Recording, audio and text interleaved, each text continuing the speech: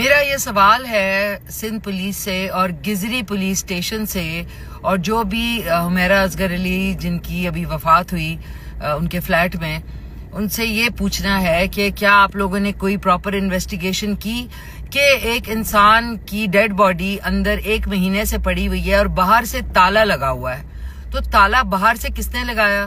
क्योंकि जो अंदर होगा वो बाहर आके ताला लगा के किसी खिड़की से तो अंदर घुसेगा नहीं। एक तो ये बात।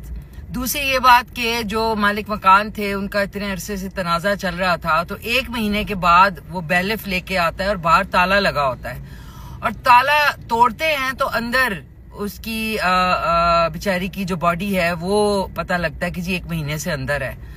तो क्या किसी ने ये पता किया कि ये ताला बाहर से किसने लगाया और उसकी जो फोन है उसके अंदर लास्ट कॉल्स किसकी हैं, किसको उसने कॉल की, ये तो सारा कुछ रिकॉर्ड में होता है ना फोन के।